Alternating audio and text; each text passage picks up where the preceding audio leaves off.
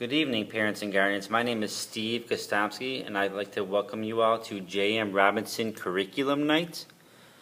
I'm excited at the way the year has started so far, and I'm looking forward to having a successful, wonderful year with all the students we have in our classes. A little bit of information about me. My name, like I said, is Steve Gostomski.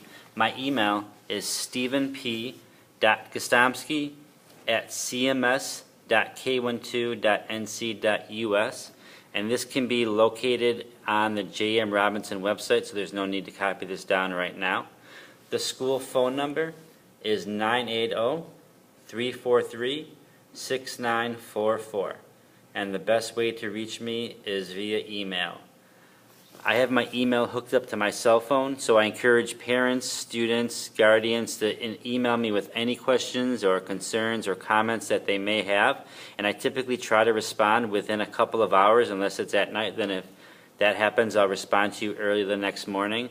But I also think it's a good habit for the students to be emailing the teachers if they have any questions about maybe a homework assignment or a specific question, because this helps to hold them accountable for their own learning, and I think it helps develop a relationship between the teacher and the student.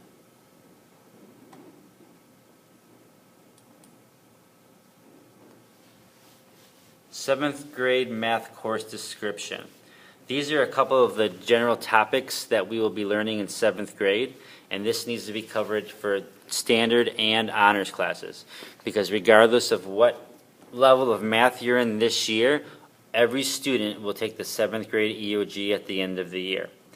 So the topics are number system, which would include integers, which is all operations, and then rational numbers of all operations. We have just completed our integers unit. The students in our standard classes took a test today, and we will proceed on to rational numbers when we get back the following week. A couple of the other objectives would be expressions and equations, simplifying expressions, solving multi-step equations and equalities, geometry, perimeter and area, complex shapes, volume, ratios and proportions, and statistics and probability. Some of the 8th grade math course descriptions. These topics will only be relevant if your student is currently in the honors math class. And these consist of slope, linear equations, real numbers and the number system, and we just actually finished the rational versus irrational unit this past week. Scientific notation, operations with exponents, Pythagorean theorem, functions, interpreting graphs, scatter plots, and transformations.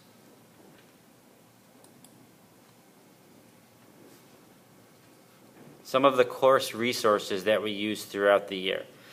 Textbooks would be a Math Holt textbook, which would be 7th and 8th grade, the Connected Math 7, the workbook, and the textbook, and we use a lot of supplemental resources. This could be resources that we get from online, through different software companies, and the workbooks that we use would be Connected Math 7 and then the Glencoe Math.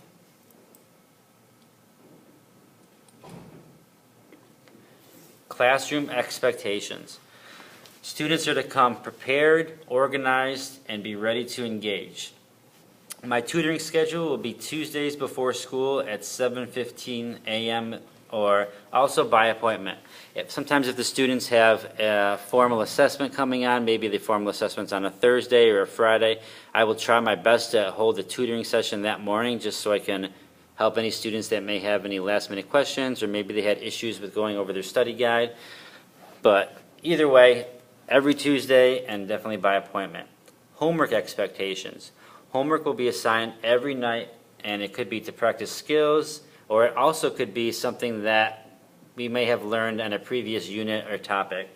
The students will be getting a weekly math, and you probably have seen them already, and these will be basic 7th grade math skills, regardless of what class you're in, that the students will have to come in. They'll get it on Friday, and they'll be turned in the following Friday. Well, on that Friday, the students will input their answers into a computer program called Socrative, and what it does is it grades the assessment, and it gives them an informal grade based on their homework.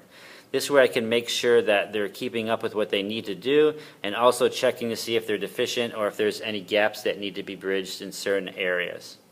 The homework expectations are that homework is assigned every night, like I said, to practice the skills. Sometimes it'll be graded, like I mentioned with the weekly grades, or sometimes it may be a completion grade.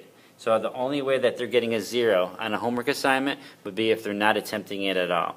I always take late work, so even if a student doesn't have the homework on that particular night, it's extremely important that they will turn it in the following day. Like I said, sometimes they're checked for completeness, and all answers are provided. Some non-negotiables. Students must show work for every problem. The answers must be visible. The graphs must be on graph paper. Math needs to be completed in pencil that you bring in class. If students want to take notes in pen, that's completely fine, but as far as their classwork and when they're working actual math problems, it needs to be done in pencil. I always would love the kids to give 100% effort for whatever they do. And if you're unsure about a topic, ask. This helps hold the students accountable, and they need to be proactive in their learning, because eventually they'll be going to high school, and when they get to that level, the teachers may not be as willing to help them out with an individual need rather than a class need. Attendance. The students are to be here and be on time, and what to do when your child is absent. Parents can email the attendance secretary with the reason for the absence. A student please to check the website for homework. Student contacts class, maybe a buddy, to get notes. And student schedules make-up work with the teacher within 5 days of the absence.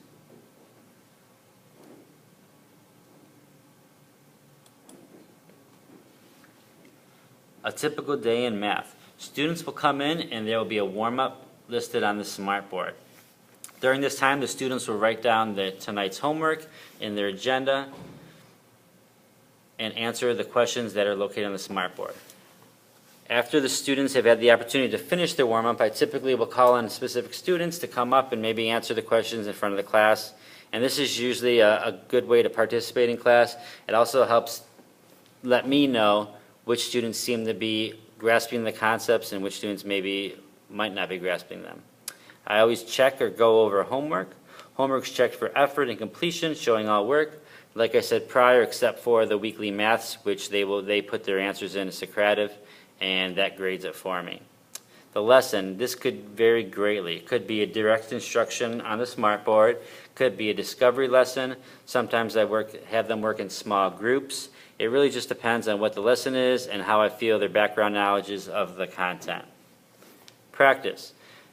Review the practice is mixed between individual and collaborative, and that could be scavenger hunts, Jeopardy, projects, Chromebook activities, textbook practice, bingo. I also do things like group work to help them maybe give their counterparts and their colleagues a little insight on topics that they may have a better understanding of.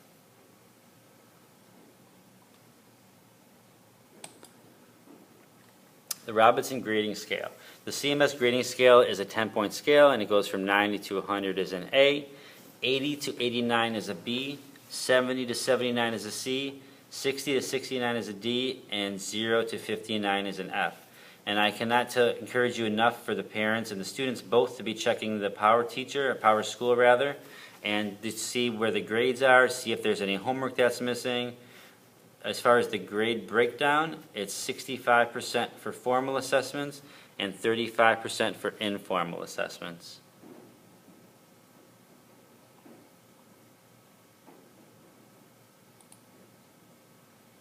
Assessments. These could be tests, quizzes, projects. If it's a formal assessment, it will not be a pop quiz or anything like that. All formal assessments, the students will have an idea of when it's going to take place, as far as potentially a couple weeks in advance. I like to, as soon as I know the schedule for the assessments, I try to tell the students just so they have an idea of what's going to be coming, and then that way they can write down the date in their agenda and start preparing for that. We also, like I said, tests, quizzes, and projects.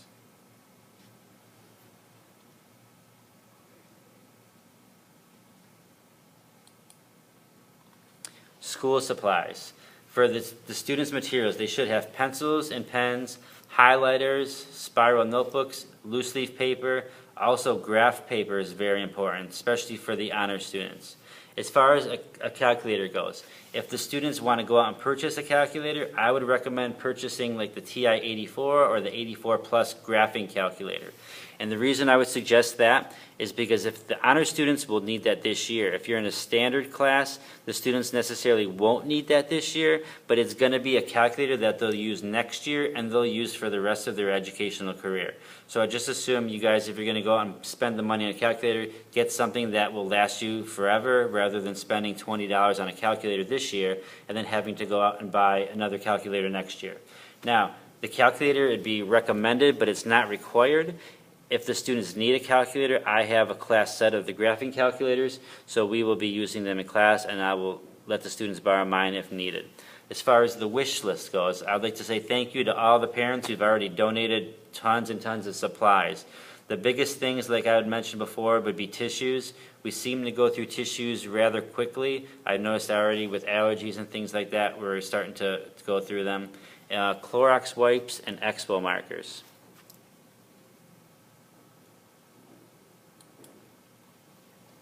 Notebooks and binders. Each day we'll start a new page with the concept that we're learning. We do warm-ups in there, we'll take notes, we'll do classwork. We have a table of contents so that students can stay up to date and so they can find easily what concepts are in what part of their notebook. And we can also indicate major units and strands. Google Classroom page.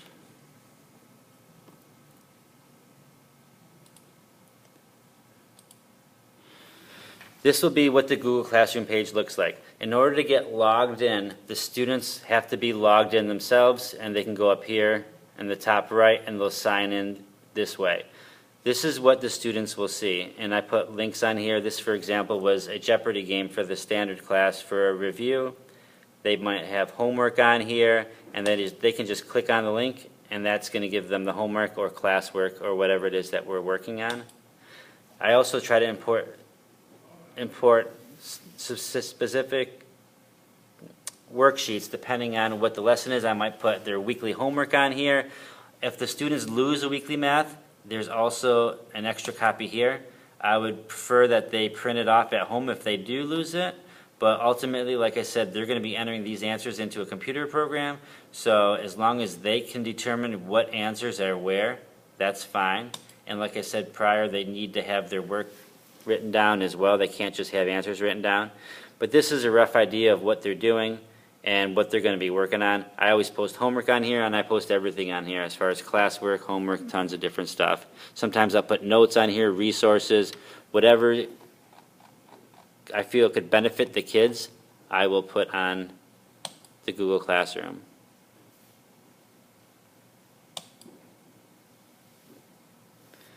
If you have any questions about anything that we've talked about so far, please, like I said, feel free to email me.